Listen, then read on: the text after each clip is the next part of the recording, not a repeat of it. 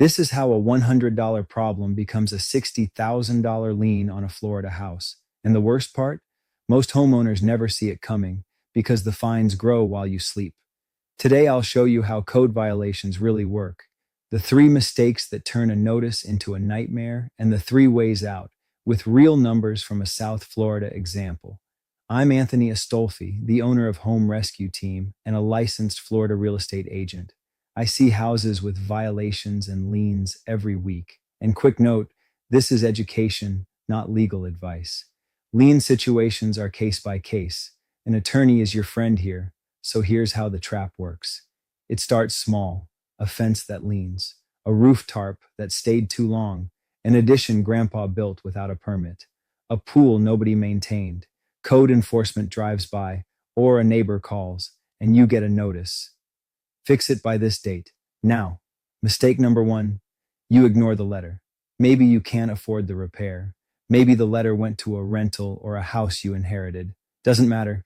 Miss the deadline and the case goes to a hearing. Mistake number two, you skip the hearing. And here's where Florida gets serious. The board can order fines that run per day, 100, 250, sometimes $500 a day for repeat violations. Per day. Do the math with me. $250 a day is over $7,000 a month. Ignore it for a year, you're staring at $90,000 for offense. And mistake number three, letting it become a Lien. Once it's recorded, it sits on your title like a parked truck. You can't sell the normal way. You can't refinance. And in many cases, it can touch other property you own too. The fines don't take weekends off. They don't care that you meant to fix it. Every sunrise, the meter runs. But here's the good news. Every single stage of this trap has an exit. 3 of them. Let me show you the doors. First, 30 seconds on avoiding all of this, because prevention is almost free. Pull permits. Always. Even when it's annoying. Close out the permits when the work is done. An open permit is a violation waiting to hatch. Buying or inheriting a house. Check it for open violations first. They transfer with the property, not the person. And when a notice shows up, respond that week. Early, this costs a phone call. Late, it costs a lawyer. But if you're already in it, here are your doors. Door 1, fix it and ask for mercy. Cure the violation, repair, permit, demolish, whatever it takes, then go back to the city or county and request a fine reduction. Here's the secret almost nobody knows. Municipalities settle these all the time. They want compliance, not your house. Once the property's compliant, boards often reduce old fines to a fraction of the total. No promises. Every city's different, but it happens every single week. The catch? You need the cash to do the repairs first, and the patience for hearings. Door 2. Fix it, then sell traditionally. Cure everything, clear the lien, list with an agent. Top dollar, eventually. But stack it up. Repair money up front, permit timelines, hearing dates, then months on the market. If the violations are big, unpermitted addition, roof, structural, you're financing a renovation for a house you're leaving. Most regular buyers' lenders won't touch open violations, so this door only opens after the cleanup. And door 3, sell it as is. Violations, liens, and all. This is what we do at Home Rescue Team. We buy houses with open code cases, no repairs, no permits to chase, no hearings. The liens get handled at closing, paid, or negotiated out of the proceeds, and the title company makes sure it's all clean on paper. You pick the closing date. The meter stops.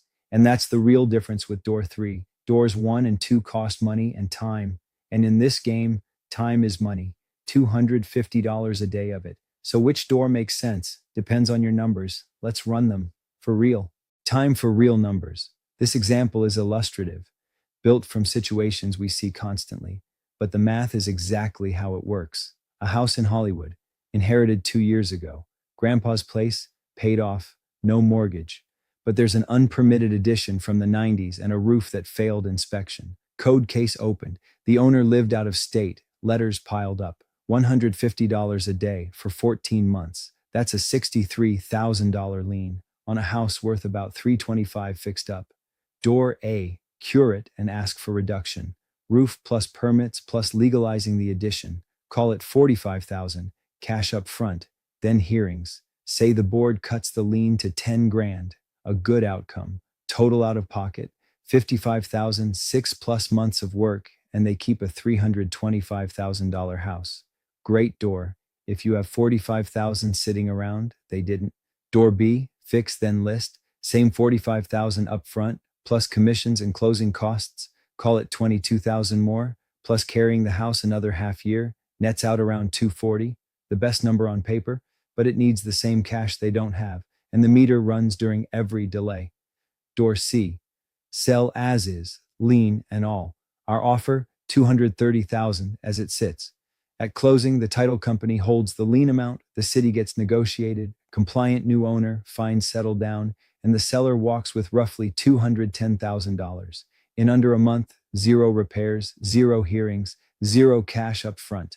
The meter stopped. Look at the spread. Door B beats door C on paper by maybe 30,000, but door B needs 67,000 in cash and time they did not have. Door C needed a signature. The best door isn't the biggest number on paper, it's the biggest number you can actually reach. So, your move this week. Got a notice? Open it. Respond. This week. Already deep in fines? Get your numbers. The city's payoff, a contractor's bid, and ours. The walkthrough is free. No pressure, ever. HomeRescueTeam.net or call 305-699-9763. Subscribe if this helped. New videos for South Florida homeowners every week. I'm Anthony with Home Rescue Team. Stop the meter before it owns the house.